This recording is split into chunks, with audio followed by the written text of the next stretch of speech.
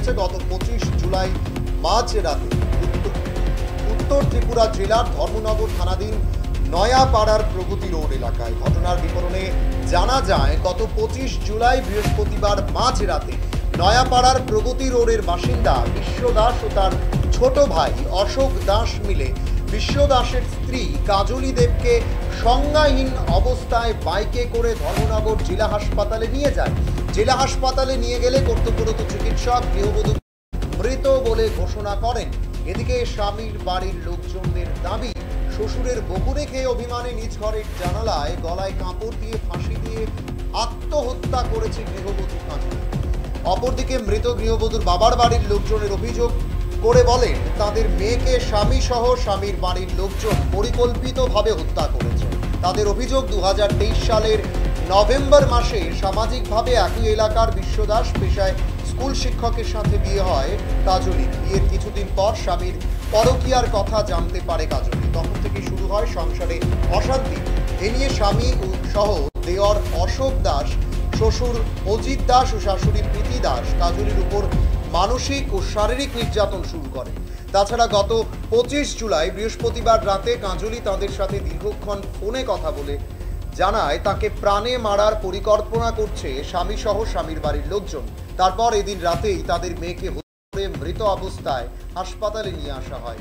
এ মর্মে 26 জুলাই শুক্রবার মৃত গৃহবধূর মা সিক্তা দেবরায় ধর্মনগর মহিলা থানায় মৃতের স্বামী, দেবর, শ্বশুর ও শাশুড়ির নামে পরিকল্পিত হত্যা মামলা দায়ের করেন। লিখিত অভিযোগ পেয়ে 21 নম্বরের 103/1 3/5 অফ বিএনএস ধারায় মামলা হাতে নিয়ে মহিলা থানার পুলিশ এদিন গভীর রাতে অভিযুক্ত দেওর অশোক দাসকে তার বাড়ি থেকে গ্রেপ্তার করে। সাথে স্বামী গ্রেপ্তারের ভয়ে জেলা হাসপাতালে চিকিৎসার নাটক করে থাকায় তাকে গ্রেপ্তার করেনি পুলিশ, এমনটাই অভিযোগ। পাশাপাশি শ্বশুর ও শাশুড়ি গা ঢাকা দিয়েছে বলে অভিযোগ। অবশেষে শ্বশুর ও শাশুড়িকে এখনো খুঁজে যাচ্ছে পুলিশ, কিন্তু স্বামীকে হাসপাতাল থেকে ছাড়া পাওয়ার সঙ্গে সঙ্গেই পুলিশ গ্রেপ্তার করে। ঘটনার বিবরণ দিয়ে মহকুমা পুলিশ আধিকারিক দেবাশিস সাহা জানান, পুলিশ তদন্তে নেমে হত্যাকাণ্ডের অভিযোগের সত্যতা খুঁজে পেয়েছে। ঘটনাস্থলে পুলিশের সিনিয়র আধিকারিক সহ ফরেনসিক টিম এসে প্রমাণ উদ্ধার করেছে। ইতিমধ্যে অভিযুক্ত দেওর ও স্বামীকে আটক করা হয়েছে। কি বলেছেন মহকুমা পুলিশ আধিকারিক দেবাশিস সাহা শুনব আমরা। 25 জুলাই 2024 আমাদের ধর্মনগর ওএমপিএসে একটা অভিযোগ আসে যে কাজলি দেব নামে একজন মহিলাকে হত্যা করা হয়েছে।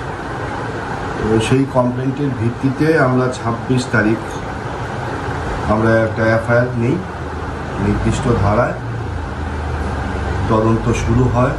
প্রমাণের সাপেক্ষে ওই দিনেই কাজলি দেবের দেওর অজিত দাসকে আমরা অ্যারেস্ট করি। আজকে ওনার স্বামী বিশ্বদাসকে অ্যারেস্ট করি। বিশ্বদাস হসপিটালাইজ ছিল, হসপিটাল থেকে ছুটি পাওয়ার পর আমরা বিশ্বদাসকে অ্যারেস্ট করেছি। ঘটনা সিনিয়র অফিসার সহ ফরেন্সিক টিম এসছে এবং এভিডেন্স কালেকশন করেছে এবং যথাসম্ভব আমরা আমাদের গন্তব্যস্থলে কাজলি দেবের পরিবার যেন সঠিক বিচার পায় সেই উদ্দেশ্যে আমরা আমাদের গন্তব্যস্থলে পৌঁছব। ধন্যবাদ। 25 জুলাই 2024 আমাদের ধর্মনগর ওএমপিএসে একটা অভিযোগ।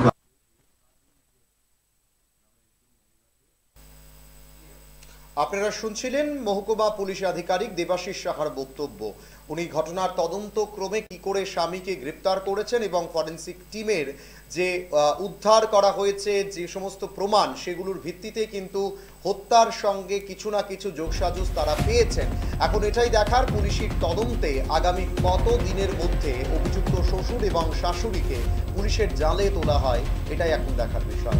এখন সময় ছোট্ট একটি বিজ্ঞাপন বিরতি।